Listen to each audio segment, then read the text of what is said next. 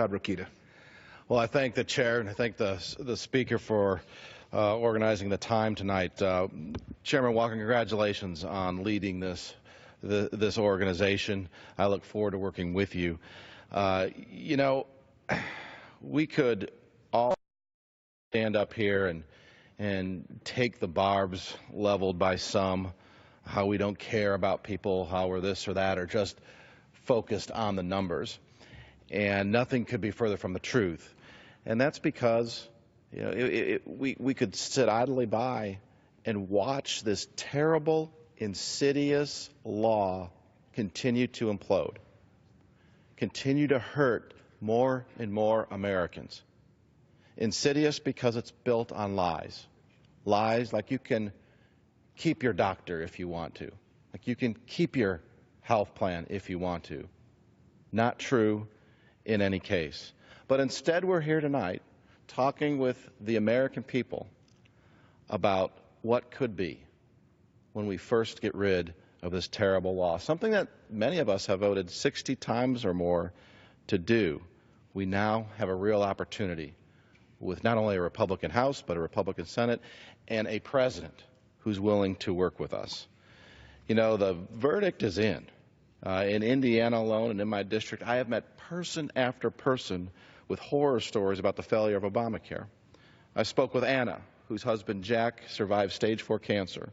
With Jack's cancer only having a 30% survival rate, it is crucial that he have effective doctors who know how to treat and how to work the problem. Instead, Anna's doctor quit practicing medicine well before his planned retirement age due to the burdensome costs of Obamacare, something the gentleman from Georgia also mentioned.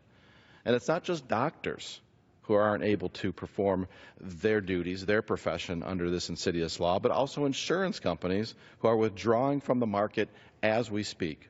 Last year alone, we saw Indiana's exchange lose 50% of its health insurance carriers due to the regulations of Obamacare. This included IU Health, which covered almost 1,000 Hoosiers. This lack of options means that healthy Hoosiers are being forced to pay for coverage that they don't want, that they don't need, and that, in fact, may do more harm than good. I spoke with Mark from Tippecanoe County in my district, who talked about the harmful impacts of Obamacare, stating that he was forced to buy insurance with only 4 doctors listed as providers for the entire county. What good does this insurance do Mark or the rest of us if we can't even use it and schedule an appointment? I'm very proud to have worked on this at the Republican Study Committee with the Healthcare Task Force, led by my good friend Dr. Phil Rowe of Tennessee. And over a period of a year or so, we put together a plan that is a very real, patient-centered, consumer-focused, free market-driven replacement for Obamacare with one big difference.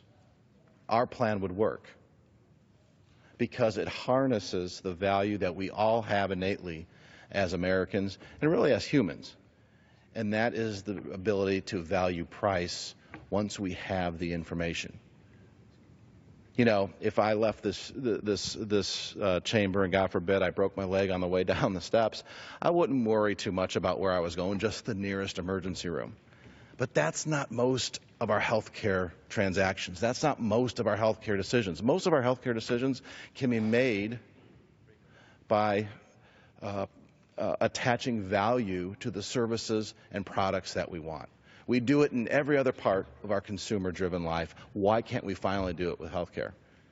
That's what people like Dr. Phil Rowe have practiced in medicine their entire lives. That's what he's taught me. That's what we know as American consumers. Why can't we be trusted to do that with our health care?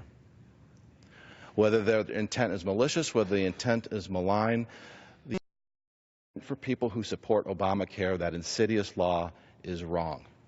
It says that just give your life over to these few people and let them run it for a while and everything will be fine. Unfortunately, throughout not only American history, but every time it's been tried here, but every time it's been tried in world history, it has failed. Control over the individual has failed, and it will do the same as we're seeing every day now with regard to our health care. Let's repeal this insidious law and let's get back on a track to replacing it with something that we all can trust, beginning with ourselves. And Mr. Chairman, I yield back.